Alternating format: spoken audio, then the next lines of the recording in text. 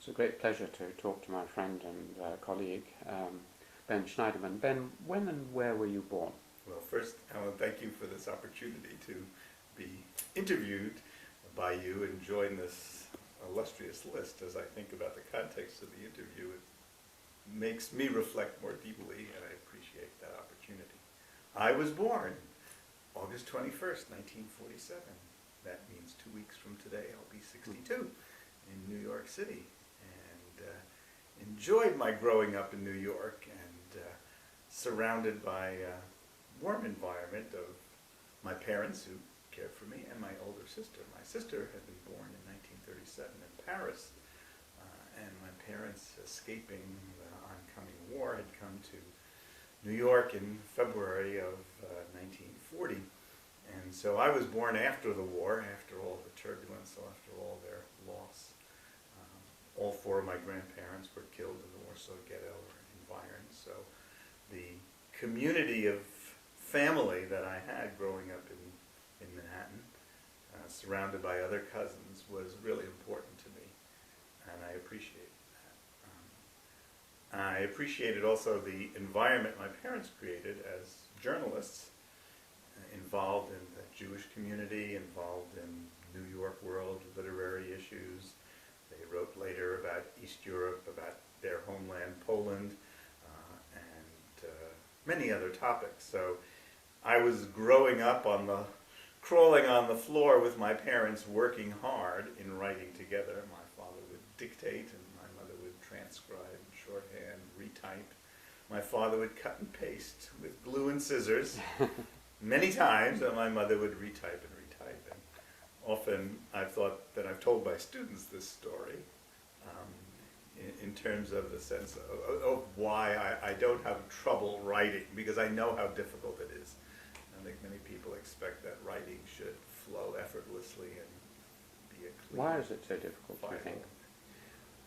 From a mental point of view. Yeah, I think people have a desire to make it perfect. And it's very difficult to make it perfect on the first cast, the first try. And it takes reworking, as does speaking, as does any skill, any practiced result. I remember Winston Churchill's comment that he would practice his speeches 100 times until they seemed spontaneous.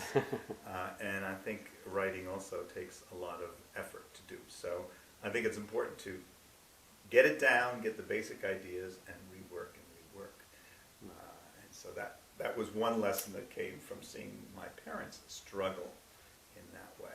Can I ask more about something you've gone over very quickly, your grandparents' death in the Warsaw Ghetto? Mm-hmm. Have you ever been back to Poland to search for? Interesting question. Curious that comes up even more often over time. No, I've never gone to Poland. It's not an attraction to me.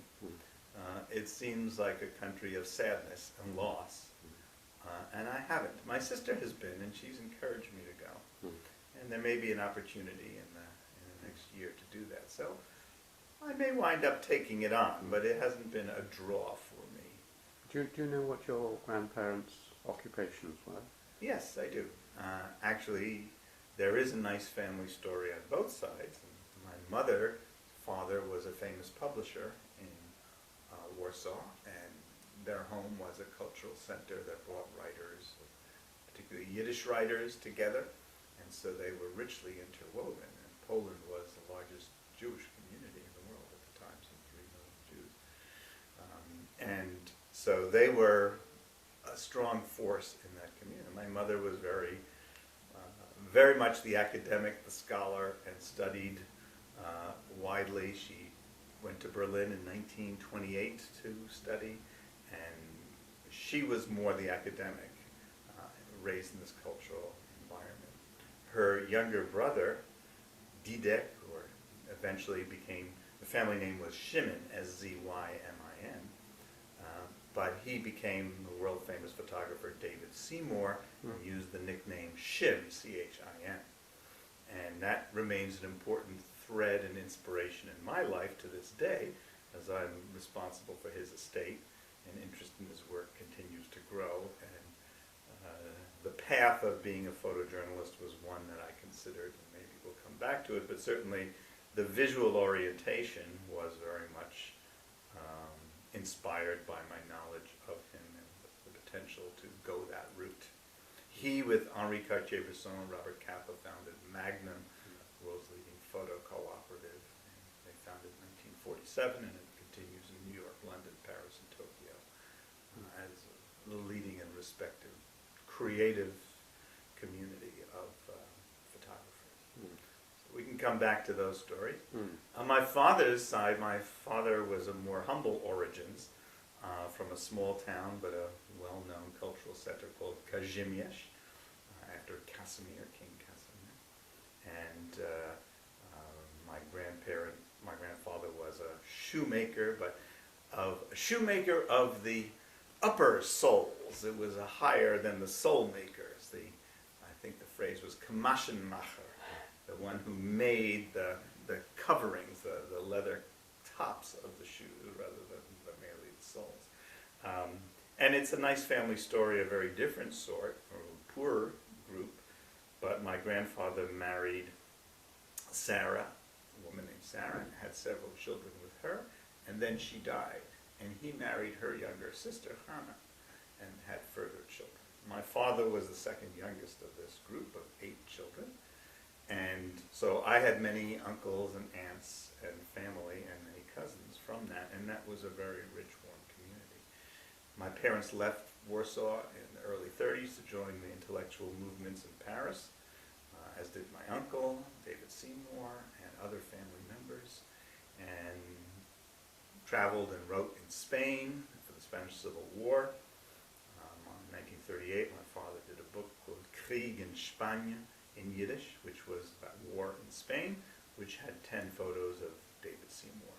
So there was that collaboration between them. The other uncles and cousins came to the U.S., to Venezuela, to France and Spain, and as a result of the war, were spread out around. But the concentration in New York of community of my aunts, uncles, and cousins was a very rich source for my growing up.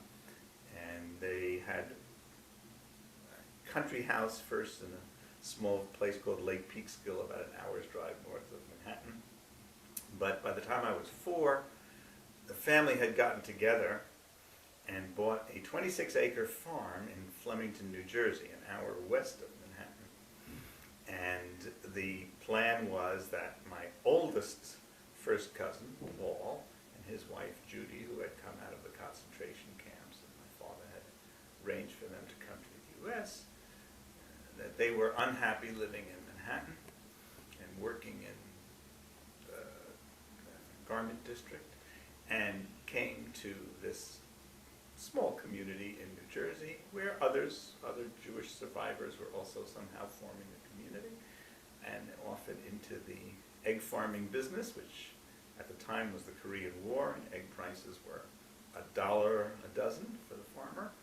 And so that was the idea. And so without much experience, this family project bought a 1880s farmhouse, which Paul and Judy lived and raised their children on the ground floor, and us weekend visitors shared the top floor. And so for me as a child, it was a wonderful opportunity because there were many adult figures, there were lots of cousins, and we would work on the farm, shoveling manure, collecting eggs, and doing the gardening, etc. And that was a great experience as a child up through high school years. And there's many ways that really formed me positively, sort of the sense of community, of shared experience. I think the parents were drawn together as somehow survivors of the Holocaust and needed each other. There were struggles for them. It wasn't always pleasant for them because the finances and the decisions often left them in trouble and conflict. But for us kids who would play ping pong and baseball till after you could see the ball flying in the air, in the evening till late, it was a great experience. So that was very formative for me. And I think the multiple adult role models was also important because my parents had a unique way about them. They were working very hard by the demands of this new life. My father had a full-time day job doing publicity, and then his work, his writing, was nighttime work, and there wasn't a lot of room for other things.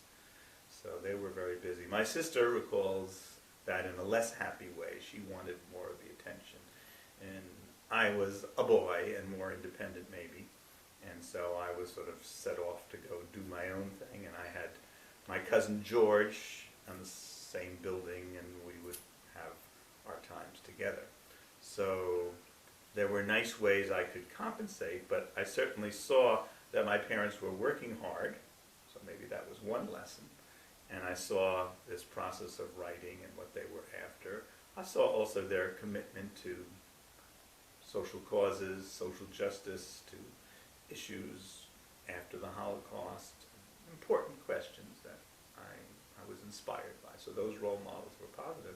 On the other hand, even from the time of being a teenager, I had explicitly set for myself the goal to be not like my father.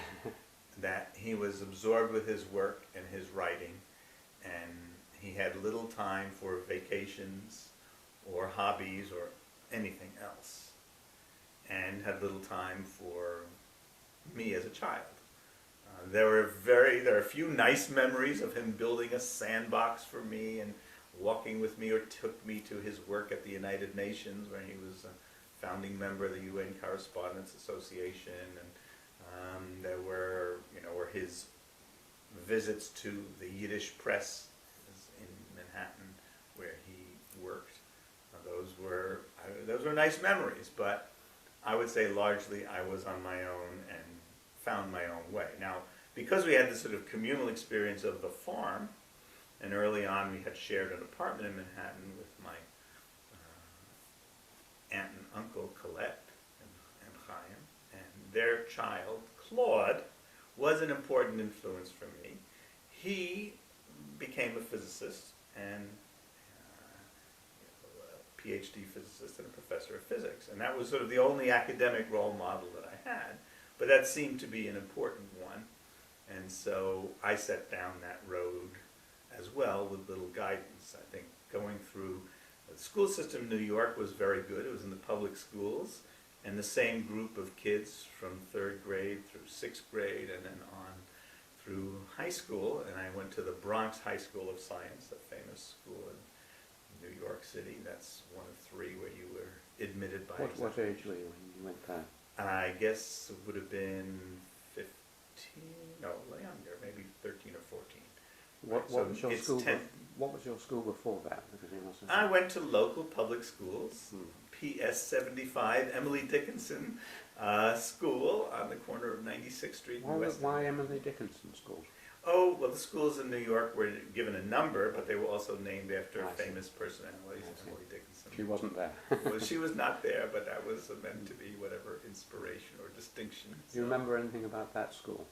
Certainly, we were the first students into that new red brick building, which still exists, and so it was a nice experience. There are a wonderful set of teachers who were very memorable to me, and I think the constant set of students in the 3rd, 4th, and 5th grade, we were the special group, and so this 30 students were also all walking distance, so I came to know their families and their parents, and their brothers and sisters would play at their houses. My parents came to know them, and that was a wonderful cycle for me, that stability. Were they mainly Jewish or not Jewish? Yes.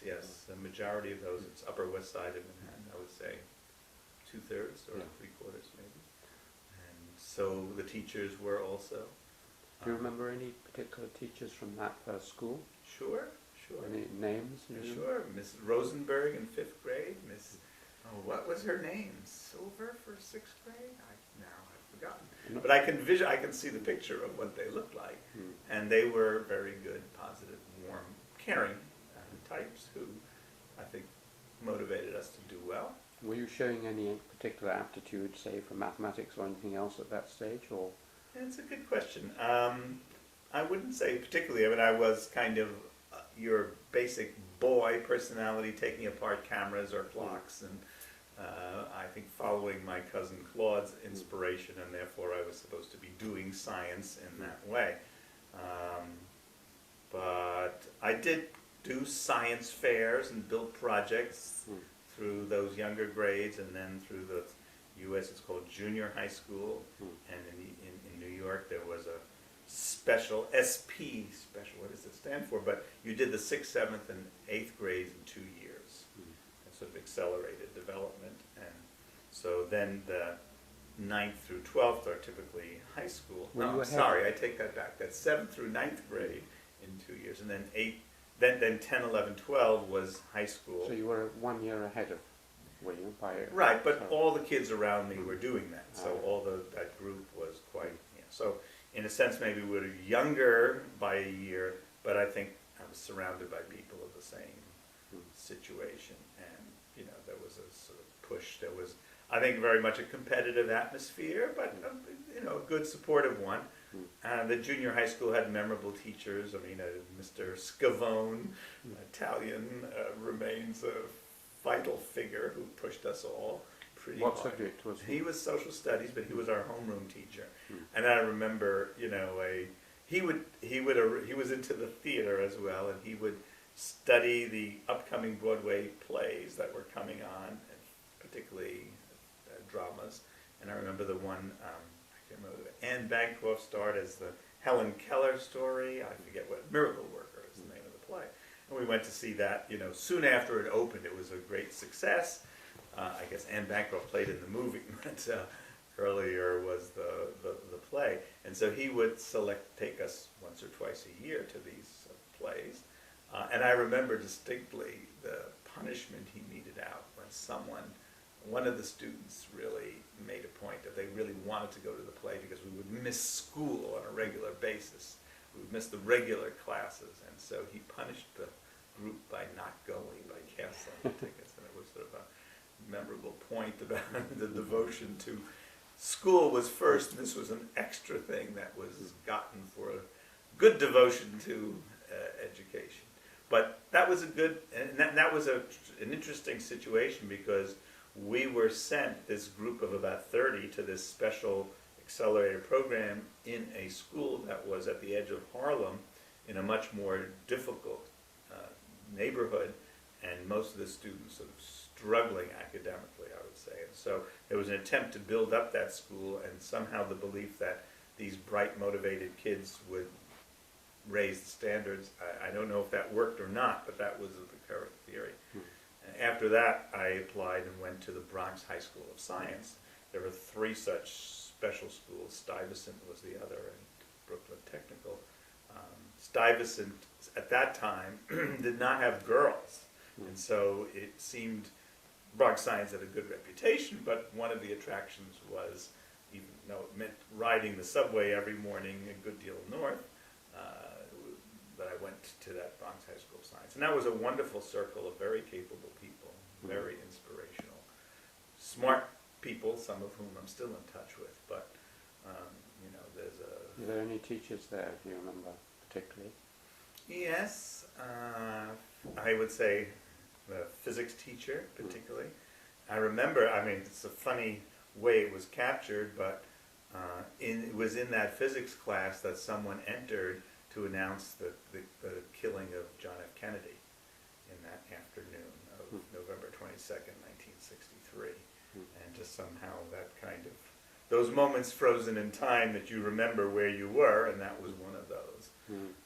But there were just remarkable students in that school, in that class, who went on to do important work as well. Were you beginning to now concentrate really on science? And yeah, certainly it was physics, sort of the physics was the direction, and I was taking, in the high school, there was an approach to take college level physics. And this advanced placement group of physics students was a wonderful bunch of people. There was one girl in the class who was the one I took to the high school prom. That was my date. But that was a good group. On the other hand, the education was strong there. But since we traveled 45 minutes or so by subway to get there and back, there was little socializing after class. There was no community of people that were your neighbors. People came from all around in the city. So that was more isolating in a way. And then I went to City College of New York for my college, and that was uptown. But that was... Can we just... Yeah. I'm going to slow you down occasionally. Yeah. At school, what other interests, either of those schools, did you have? I mean, you mentioned plays. Mm-hmm. Did that extend to actually being involved in drama at all? Or Yes, right. I guess it may be normal, but I remember playing Nikita Khrushchev in a play, and I had a large belly and a bold wig, and somehow I had to sing "Yes, We Have No Bananas," but I'm not sure why. So I did some performance, but it wasn't a great calling. And I did enjoy the physical education, but I was not especially strong in what about games? those games. Sports? Games. Sports. I mean, I enjoyed sports. I liked to play baseball and was pretty good at doing that. I was often the pitcher on the team and liked, and it was capable. I guess the hours spent playing baseball on the farm in Flemington, New Jersey, had made me pretty good at doing that, at both hitting and catching, and so I was pretty much involved in that. And would play also after school sometimes in the neighborhood near our home with groups that would play there. But no, I don't think I had any particular obsessions about that. I did begin, maybe a sort of interesting point for you also, when I was in high school still, I believe, I was selected to be on a citywide science radio program, and my mother would take me once a month or a few times, I don't know, maybe a few times, maybe a couple times a month, to be on a 1-hour radio program of students discussing science topics. And so I sort of began to develop my voice, as it were, in my interests. I continued doing science projects, building a solar furnace with a Fresnel lens, building a thermoelectric pile to generate electricity from heat, and projects of that sort. So those involve the kind of construction mechanisms of making a device and building it, fabricating it, and also telling the story in these posters we would create that would tell us. And I have somewhere buried away various medals from winning prizes at these science fairs.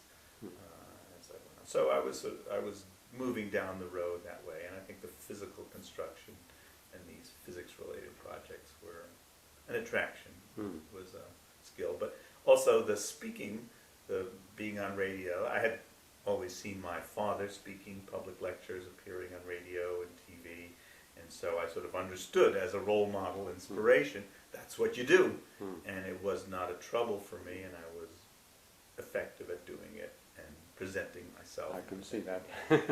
Yeah, I think to this day, I mean, I gave this talk last week at this conference at Oxford, and I was surprised because so many of the compliments from the 120 people were about, you speak so wonderfully, you're so animated, it's so interesting to listen to you.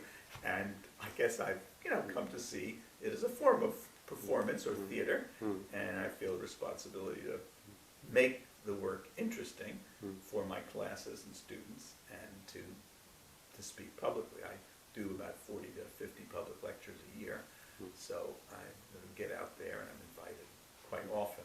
I get about 1 or 2 invitations a day, and I do about 40 or 50 a year. So that's partly why I asked about it. But the other way of training for this is through music. I've found that learning to play the guitar and sing in public gave me a lot of self-confidence. I was wondering about music in your life. Yeah, I would say I've always been close to music, but it wasn't so much my thing. My sister was a pianist, rather accomplished, and performed with, I guess I was a college student in Little Carnegie Hall, the sort of side of Carnegie Hall in Manhattan. My mother would take me to performances and classical music. And at one point I was given lessons, or piano lessons, but I didn't take to it. It was somehow my sister's thing to do that. And so I'm sad. I wish I had more skill in performing. I enjoy singing, but I don't think my audiences appreciate my tune keeping. So no, I like music, but hasn't been a performance aspect for me. What sort of music do you listen to? I would say the, wide range, and recently went to, at the Aspen Music Festival, we went on July 14th, Bastille Day, to Berlioz and Tchaikovsky, so I'll go to listen to classical music, but I guess more for me, the sort of folk and more the folk music style of, Peter, Paul and Mary and Pete Seeger, and there's a large circle of Leonard Cohen of people who I followed and had nice experiences through college attending music performances. Do some people work with music in the background or listen to music and feel inspired by it and so on? How does it relate in any way? No, I don't. I understand that, and I've looked for that in others, but no, I don't. I don't play music in the background. Nor do I, Relax. listen. I mean, I don't go jogging with music playing in my ear, but I will put the music on or listen to whatever it is. It's not highly directed. I do have an iPod and an iTunes account and have some music, but not a heavy music list. The other thing that often happens with people in England anyway, is at school they have to face in most schools whether they're going to be confirmed. In other words, formally commit themselves to the Church of England. So partly because of this and other reasons, the teens are the time that people come to terms with whether they're going to continue with what often is their childhood religion, or give it up or adhere to it more strongly. So I often ask about people's religious backgrounds, and you didn't mention what your parents or grandparents' religious... Yeah, I think I said they were certainly Jewish, Yes. Naturally, as part of it. Secular Jews or practicing Jews? Yeah, I would say more of that. I would say for my parents, my father actually had more of a religious training in traditional cheder, and he was quite knowledgeable and quite skilled in reading from the Torah in Hebrew. And I went to such Hebrew schools after school, at regular school, and had bar mitzvah at age 13. And I was quite absorbed by all that. It seemed like a natural, happy part, which fit into the sense of community and the surroundings in Upper Manhattan of that time, of the Jewish community. And my father's work was also related in the Yiddish and Jewish communities. But you're right, it's more secular. I mean, and we never had a kosher household, but we participated in the holidays, and I still enjoy very much the sense of community surrounding that, and I'm a member of a rather unorthodox Jewish group in Washington that functions best as a community, whose main form of ritual is the potluck dinner, and that seems a positive thing. I think I'm very proud of my Jewish heritage and background. I find it interesting, and I stay connected to that, but it's not a form of religious practice, and I draw further away from the religious aspects and the focus on the God emphasis. So I see it as a cultural and community identification that's important to me. If you had to fill in a box which said, are you an atheist, an agnostic, or theist, or believer in God, which box would you? I'm familiar with the question. I often see it as a point to evade. It seems like not even important enough to discuss or label that way. I don't believe in God. I don't think of afterlife. And I see it in a very scientific way. I'm sympathetic to Richard Dawkins' God Delusion, but I don't want to spend the time reading that book. It seems to me I don't need to.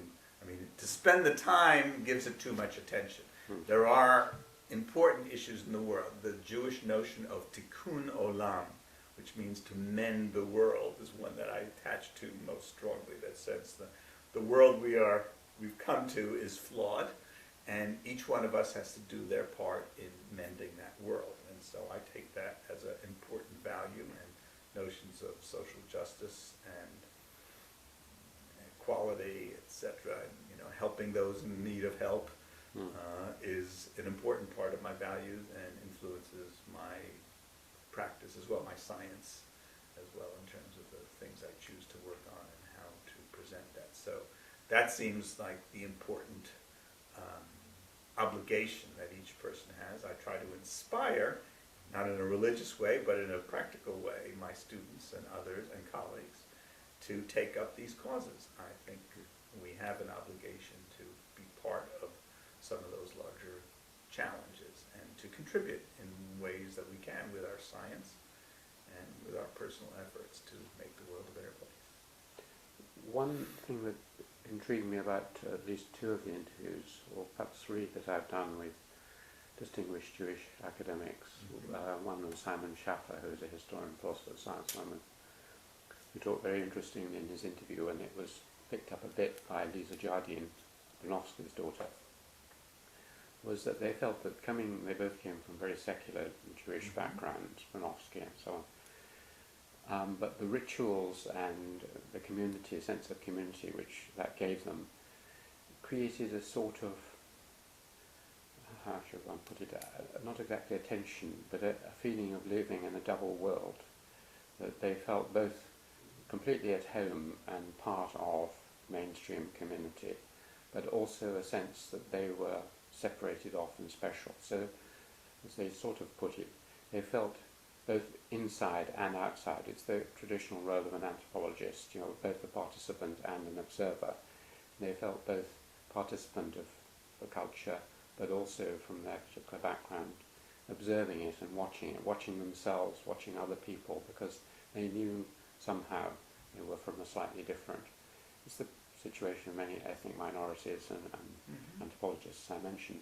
I wondered whether there was any echo of that or resonance with you. Sure, I think everyone at some time has some of that feelings, but it doesn't seem like a dominant issue. I feel very self-confident, clear in my direction, and don't have to, one wants to examine that, but I don't feel troubled or obsessed about that. I don't have a hard time making the choices of what I should or should not do, what I should or shouldn't observe, or, I do, this group that I belong to in Washington has holiday celebrations, and I enjoy to go when I can and make an effort to it, but if I can't make that, that seems okay too. It's also a very accepting group, so it sort of presents that example that there's a great room for diversity and for people who are not Jewish to participate or intermarry and so on. So I'm familiar with the issue, but I don't find it a troubling one. I think I'm proud of my choices in life. I feel satisfied for what I've done or accomplished. There's unfulfilled agendas, of course, but I feel comfortable with where I've come from and what I'm doing. Right, thank you. Well, let's get back to the chronology then. You're now going to what you call college and what we call university, I suppose. Right. Remind me where that was. Yeah, well, I followed what would have been a quite understandable and familiar New York City trajectory that was many immigrant Jews came through, and this Bronx science route, and then City College was, by this point I arrived there in 1964, having graduated from high school, and spent 4 years there. And that was really quite wonderful. It's a well-established institution that is free. Now there is modest charge, but all my education was free. And it was a wonderful intellectual community there. At the time, the New York Times had a lengthy article and described it as the proletarian Harvard, which fit very well. It had earlier on been very much the hotbed of the immigrants of the 30s and 40s who were more socialist oriented, so it had that reputation. By the time I arrived in the 60s, it was much more of just a strong intellectual source. It has some distinction of more Nobel Prize winners than whatever, Jonas Salk, for example, Colin Powell, and other important figures came from that community. So blacks and Jews and other minority groups could get an exceptional education. And it was distinguished, it was, again, by admission, by examination. And when I graduated in 1968, actually they changed the policy to be an open admissions policy, and it really essentially destroyed the institution that I came to. And recently they restored its exclusivity and again its reputation. And so it's a troubling issue. Of course, one would like to be broad and welcoming to everyone, but there is a great satisfaction of that distinctive community which sought excellence on a, let's say, with dealing with students who could not afford other opportunities. Choosing college is maybe an interesting point also. I see such a difference now with my students or my own children. They talk about all the colleges, they know about them, they travel, they visit them.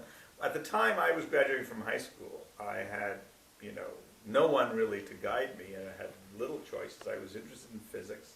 City College had a strong reputation in physics. I went there. I didn't visit any other colleges, and it was, my parents weren't absorbed with running me around the country to try different places. They didn't know much and didn't invest that much effort to go through. My sister had gone to Brooklyn College, another branch of the city university. And so, it was just the natural thing to do. And it was a good experience. I began to exercise my visual side with photography, and for 3 years I was the photo editor for the yearbook and carried my camera every day and photographed the sports events, the lectures, and so on, and built enough of a portfolio to have an exhibit of some 40 or 50 photos by the time I graduated. Did your uncle show any interest in this? Was he still around? No. My uncle sadly was killed in 1956 in Suez while photographing for Newsweek. And that was another memorable and tragic moment. I mean, it was an international news incident. My mother heard about the death of her brother on the news. And that day still remains in my mind. I was 9 years old. And it was a tragedy for her only surviving brother after the terrible war. And here he dies in this terrible incident, which was 4 days after the armistice. And the story continues to unfold, because just this month we received information about a detailed report about his death that we had not known before. There were various controversies about whether it was Egyptian fire or British fire. The Jeep that he was riding in, driven by Jean Roy, photographer for Paris Match, who was kind of a wild adventurer, and my uncle, a much more careful type, just drove through the lines, did not hear or, didn't pay attention to an order to halt and stop, and the Egyptian gunner shot their Jeep up and fell in the Sweetwater Canal.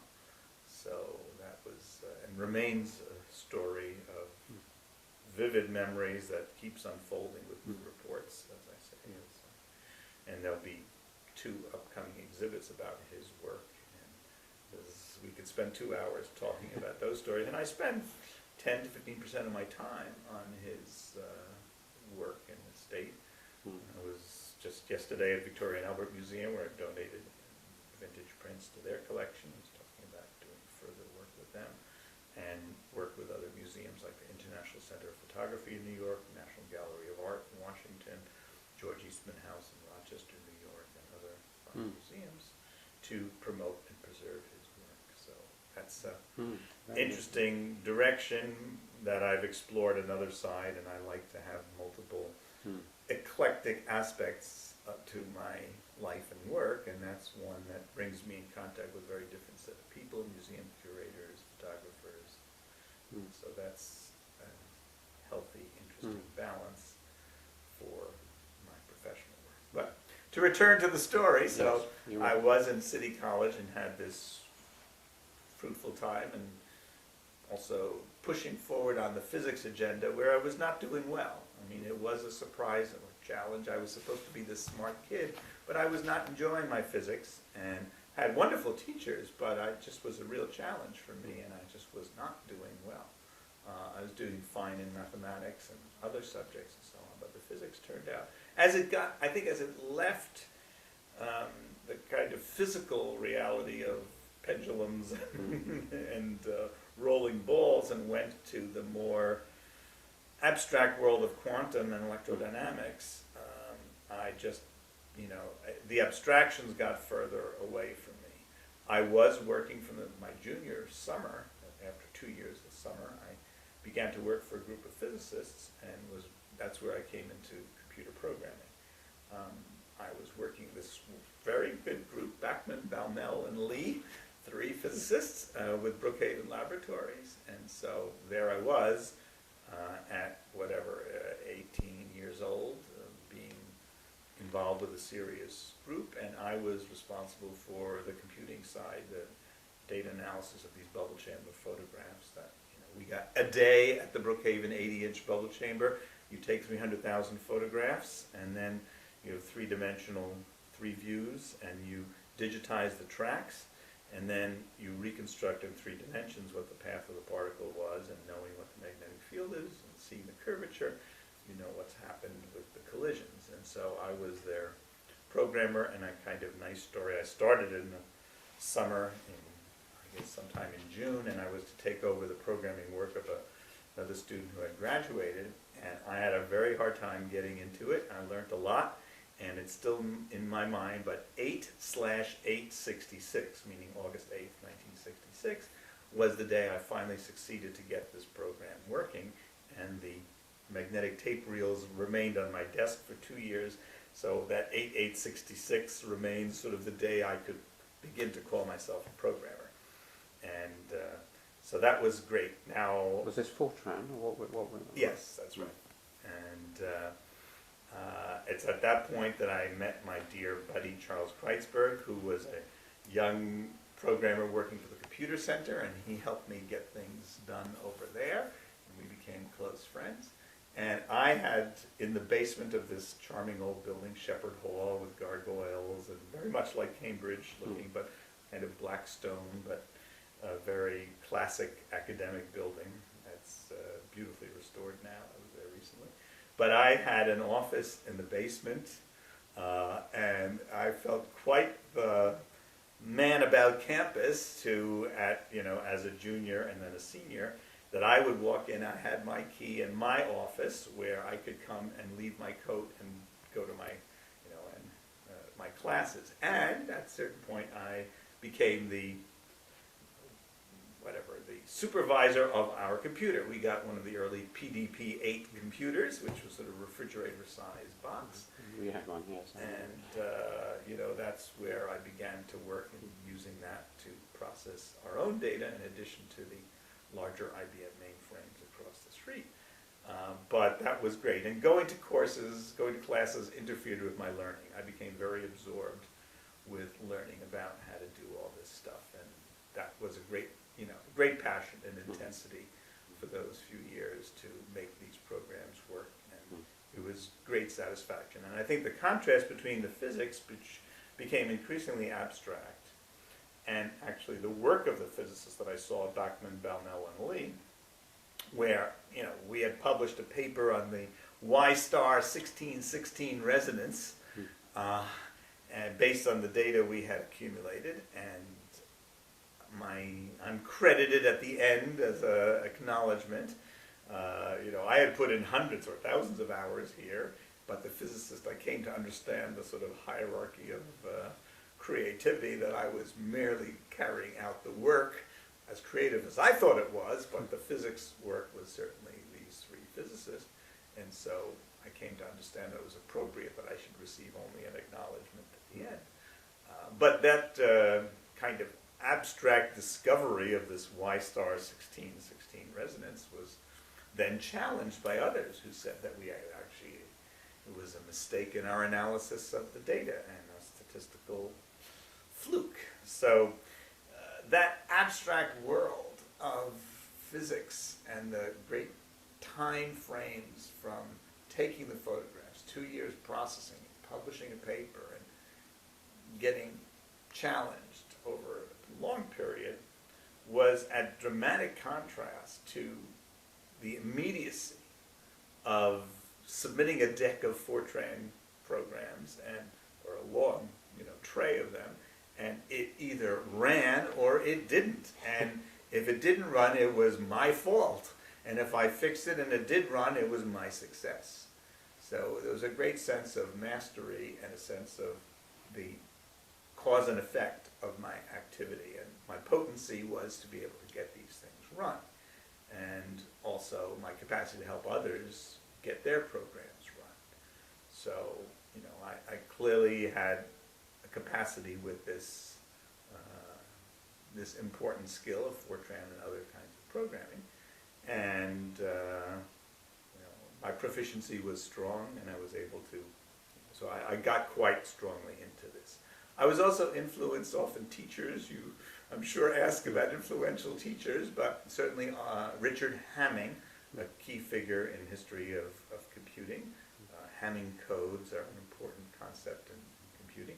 He was working at Bell Laboratories across the river in New Jersey, and he came to City College to teach, and I had 2 semester courses from him, which I remember vividly because he filled 2 semesters teaching only materials that he had invented. And he was very much instilled in the kind of early numerical analysis kind of programming. And I remember very much his book had this wonderful quote, which was, "The purpose of computing is insight, not numbers." Okay, and that's remained, and I've used that phrase. And the purpose of visualization is insight, not pictures. And so, I've sort of played on that. But Hamming was certainly an inspirational figure who, by his leadership in the field and his, I would say, strong sense of his own contributions and its importance, provided a pretty potent example. This was before there were computer science departments and courses anywhere, and so we had a special opportunity to have him as our instructor. When you say insight, not numbers, or insight, not pictures, can you just expand the word insight a little bit? I mean, does it mean the searching for deeper laws? Does it mean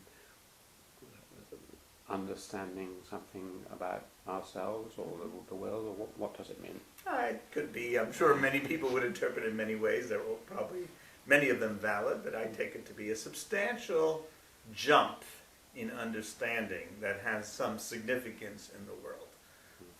Actually, others, a former student of mine, Chris North, has taken that and tried to make insights his thing, and he's measured the number of insights and the kind of insights people get from different visualization tools. So it's become a little bit of a notion that, well, more than a little, it's become a notion that people find important, because the visualization, of course the word visualization and insight are a natural partnership. You suddenly see something, you understand something you didn't understand before. Now it might have cause and effect relationships, it might be anomalies, outliers, clusters, patterns, gaps, relationships. These are the kind of features that I would say are the components of an insight. But I would say the insight needs to be more than the abstract statistical or visual detection of an anomaly. It has to be related to the application domain and the significance of the insight. I would say a mere insight that notices that one point is away from a cluster is not significant, but why it's there and how one might use that is important.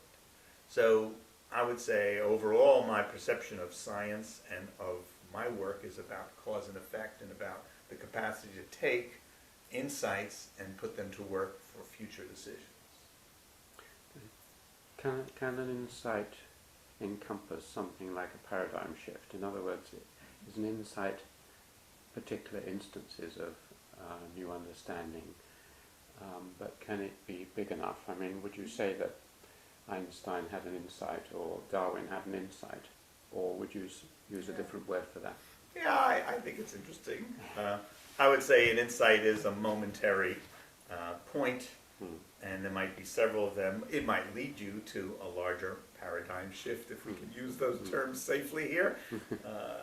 Thomas Kuhn's use of that has been roundly criticized, and I understand the criticism, but I'm still sympathetic to the notion of these paradigm shifts as well as the evolutionary model of science. I think very much the evolutionary model is what happens, and sometimes there are larger jumps, and sometimes it's worth, in terms of explaining it to others, to talk about a paradigm shift. And so that's a common. But an insight Yeah. The insights are these small evolutionary That's right. jumps. That's right. I would say so. Hmm. Again, some may be larger than others, so it's hard to draw a sharp line of what's an insight and what's a bigger jump. But I think that's what we do. That's what I do. And I think they're not so much mysterious to me. They're sometimes aha moments that I certainly have experienced with wonder and glee. But I see that the pursuit of insights is a much more systematic and methodical process, that we can organize ourselves so as to make insights. And that most of what I do, most of the discoveries or innovations are by a systematic way of going about it, and then recognizing when there is something important about an insight. I think that's it. Now, there's also those great aha moments, which I've had working on in Tell me about one or two. Yeah, Poincaré's, and Yes. Hadamar's report about Poincaré Yes. are the usual ones of preparation, illumination. Preparation, let's see now. Let's see, preparation, incubation, illumination, verification. Very much French words, but also Wallace was the source of those. You probably know the story better than I, but Poincaré is 1945 booklet about, small book about, did I say that? Hadamar's 1945 book about Poincaré's process is often the cited source of that. So, I very much invest myself in a problem. I think you become immersed in it. You look at it from all these different ways. You examine, is it possible this, is it this, is it this, and you have a large set of skills by which you can look at these problems and potentially understand some relationship or anomaly. And at some point you may have an aha experience. So I guess there were a few maybe smaller ones. Gee, it's funny how they sort of they drift from memory. But the one that's very clear, and I have written about it, which maybe fixes it in my mind better, was working on the idea of what's come to be known as tree maps, a word that I coined as well. But I was looking at a way to create a visual representation of the contents of your hard drive. And at the time in the lab we were running, we had a Macintosh with a large hard drive, which was 80 megabytes, shared by 14 users. And so, when that would fill up, it was a chore to look at all the 14 user folders to see how much each person was using and who should I bother about cleaning up their storage space. And I wanted to have a single visual presentation that showed me the proportional use. So basically, in that case you might think of 14 rectangles on the screen proportional to the size of number of bytes being used. But I was after a more richer presentation, which would be a recursive, not just 14 rectangles, but 14 rectangles broken up, each by the content of the folders and folders and folders recursively down. And I had tried many ways of trying to carve up the screen, and what I didn't realize how much of a novel phrase it was, but space filling, that it would fill the screen, okay, and there would be no gaps between these rectangles, and it would lay out the space. So you would see there'd be nested rectangles. And I had, I've been working on this for months and drawn many versions of this, and none of them really were clear. None of them provided a clear algorithm for it. And then there I was in the faculty coffee lounge, and I had this kind of, I wasn't thinking about it, but I had this kind of aha moment, and I sort of saw how to do it. And it took me 3 days to convince myself that it was really right and correct, and it was only 6 lines of code to get this tight recursive algorithm, but there it was, and it was certainly very much in Poincaré's description of how he stepped on the stair of the carriage at the École de Mines, and had this flash about the differential equations, and it was just that. Just in a second, yes. Yeah. And the fact that you weren't thinking about it, as in Poincaré's case, is what was important. It just suddenly comes back. Yeah. I often find, and many people find, that those relaxed moments occur specifically when you wake up in the morning, or when you're doing something like having a shower or gardening, or relaxing or going for a walk. Are there any of these? I've had a modest number of those. There are a few other problems that I solve in that kind of way. I do reflect a lot, at night going to sleep or morning. I think I'm always replaying the story or thinking of the problem in another way. And sometimes the problem may come to you and provide a solution, but that's less. I mean, I've had a half dozen of those kind of experiences, but I think mostly it's my discoveries come by a much more conscious, systematic approach in working on the problem. Now, I may work on it from many points of view and come back to it and, find another way, and I will work my way through it, I would say, more methodically, and come to find a... You use the phrase something like you organize your life to solve these problems in a methodical way. Yeah. I mean, do you consciously, can you expand organizing your life? I mean, do you set aside places, times, ways of working that increase creativity?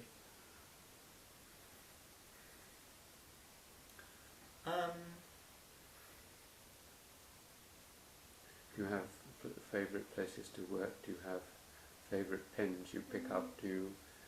Nothing so ritualistic as that. I'm quite flexible in these ways. Do you carry a notebook around with you? No, I don't. I mean, I know many colleagues do. I'm a list maker, and I keep, and I'm very persistent on things, and I get things done. But I don't do the notebook trick. But I will write down lists, to-do lists, quite often, and I will scribble a lot on paper and try things out. I think my favorite way is socially working through. So that has a few ways. I mean, I work with my graduate students, and we will meet for an hour or 2 hour segment once a week, or and continue to work on a problem that we're dealing with. For example, now we're working on electronic health records, and if I have 1 million or 10 million patients, and I think of each patient as having a series of events. They have a pain, they have a stroke, they have a heart attack, they receive a medication, they have a surgery.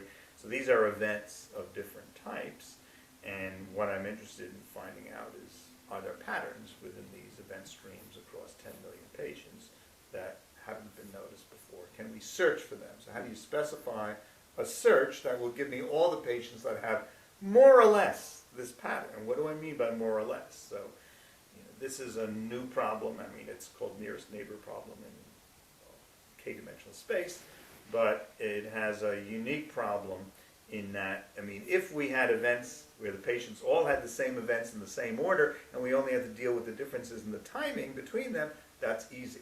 But we have a more nasty problem because sometimes there are missing events, sometimes event orders are interchanged, sometimes there's an additional event, and so you get these nasty metrics for nearest neighbor, which deal with two measures. One of how similar in time, and also do we have exact numbers of events, or are there switches or insertions, deletions. And so that's taken things in a new way. So we work on that problem, and there are different ways to solve that problem. And so they're busy implementing software, and I'm thinking about it. And these weekly discussions are very productive, and they will propose something, and I will say, yeah, or I will say, yeah, how about this, or how about that? And so that way of spending the time on it, and I'm also very strong and very broad in my reading of background literature. I make sure I say to my students, even my undergraduates, I say I expect you to read every paper that's ever been written about the problem you're working on. And they're quite stunned by that idea, but that forces them to choose something narrow enough that they can accomplish that. And I'm quite serious about that. Also, again, I see it as a social thing, and I say, I would like you to write to the authors of these papers and send them your draft. And they're quite stunned by that, thinking these professors or others are exalted beings, but many times they're graduate students like themselves, or young professors, and or even senior professors. But senior professors will be responsive if you approach them with specific questions about their work and you show an interest in them, of course. And so I try to teach my students to be social in their connections as well. And I'm very much devoted to that idea that you should be willing to send your draft paper to all the people you reference. And I have a very wide net of people that I approach. And so, you know, I make that a rich part. I make my work much more social than my colleagues do. Mm-hmm. Most computer scientists, I think, have a more introverted approach. Mm-hmm. That's demonstrated by the analyses have been done, and I'm much more social and seeking them out. And I should be willing to let them challenge my work, even at its early stage, and let them know that I'm working on that. If I'm afraid to show it, there's something wrong. You have to be good enough to show it to them. My other point, I was saying, I read broadly, and I do.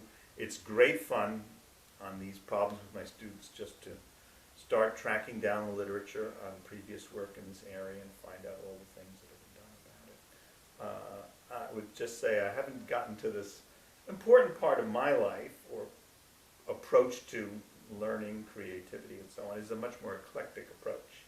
Tracing back to my family background, which was very much invested in the humanities surroundings. My sister, after all, became a professor of English.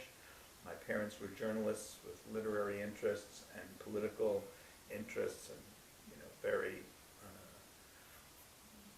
very different world from the science world. And so, but I always kept those very much as part of my life. And part of the struggle of that through college about physics and why I wasn't doing so well, I was so interested in so many other things, you know, poetry and psychology and so on, and was reading widely, and was very much influenced by Marshall McLuhan, whose writings were of great impact on me.